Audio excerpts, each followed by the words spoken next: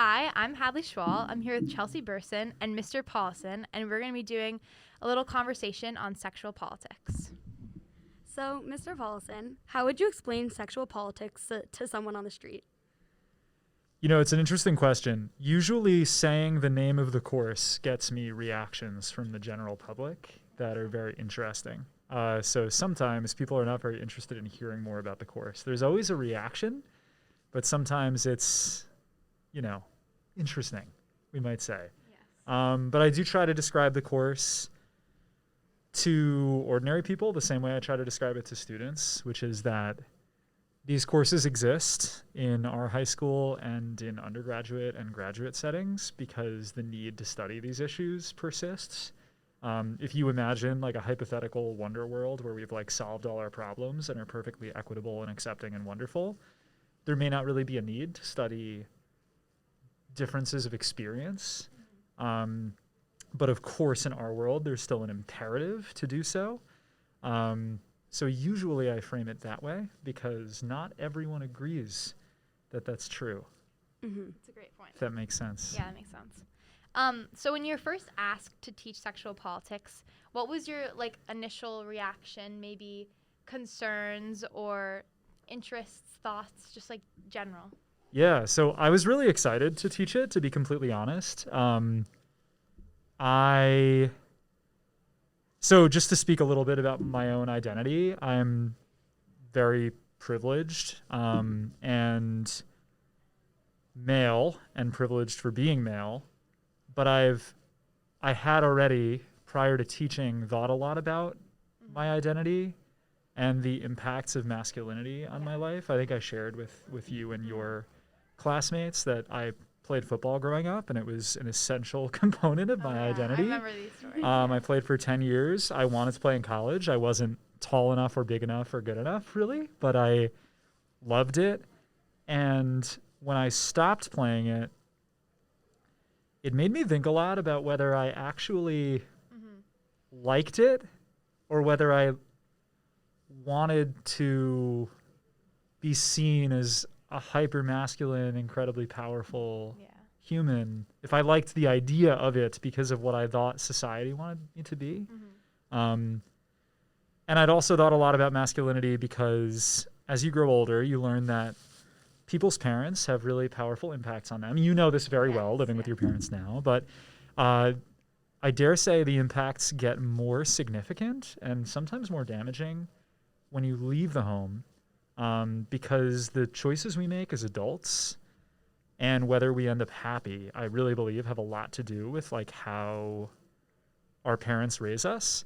And I was fortunate to have a father who never instilled in me some deep hypermasculine need to be financially successful or powerful or domineering. Yeah. And as I grow older, I grow more and more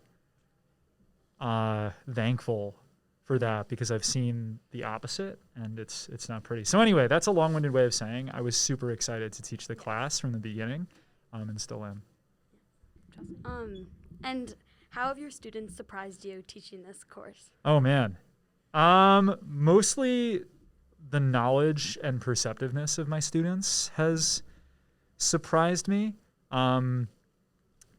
Something that's really interesting about teaching this course as someone who identifies as male is that much of what the course is about is not about my experience. So it's weird to teach a class and I often think, am I really the right person to be teaching this class? And I don't think there's a good answer to that question. It's an interesting one. So I really do rely on my students to talk about their lived experiences, especially because I think the course is most important when applied to our context, literally life every day in this building and outside this building in the community. And I have never experienced living in this community as a student, and I've never experienced all of the things that we discuss in the course because of my identity, with the exception of the stuff on masculinity. So I don't know if I've been surprised by the experiences people have had. I know the experiences, but I've been surprised by the level of insight that people bring so regularly. And more on that, our class specifically, I felt was very community based and very trustworthy environment. Do you think that that is an important aspect to achieve in each of your classes, like in order to teach the subject like thoroughly, or like what's your opinion on that? It's a really good question. I would be lying if I said the same feeling of community existed in all of my classes. And I think there are a lot of reasons for that.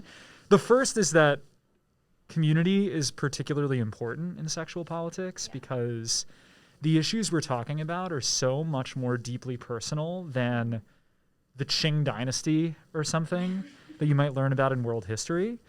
And for that reason, people need to feel safe and comfortable and supported, and they need to be comfortable with one another. So community is, I would argue, more important in a class like sexual politics or race and ethnicity than it is in other courses.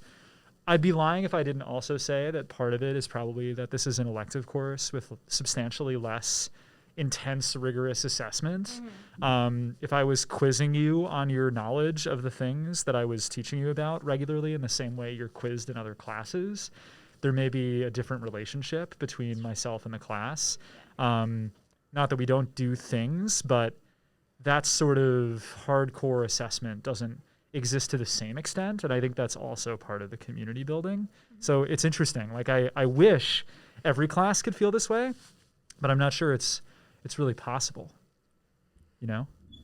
Yeah, and on sexual politics just being an elective, what do you think about sexual politics being excluded from class syllabuses and the required courses?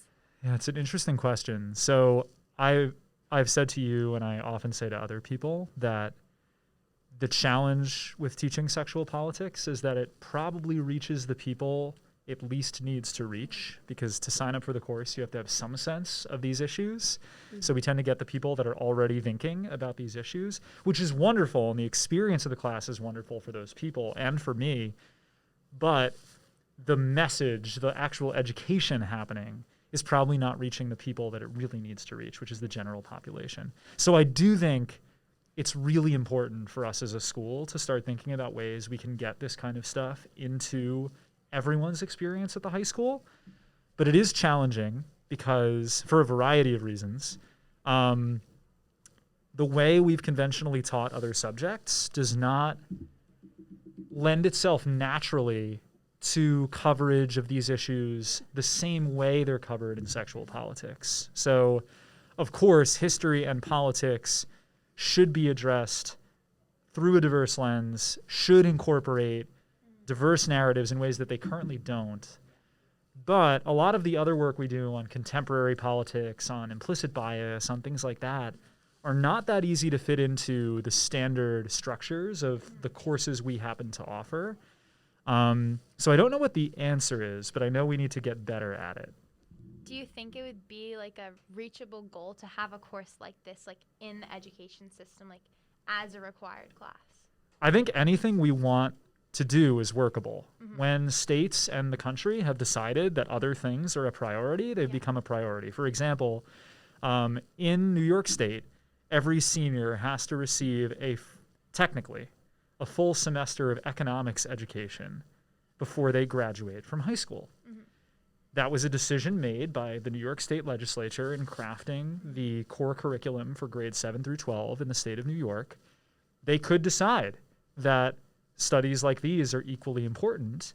And if they did, we would have this occurring on a larger level. We don't need to wait as a school for the state to do these sorts of things. We can be innovative and be leaders.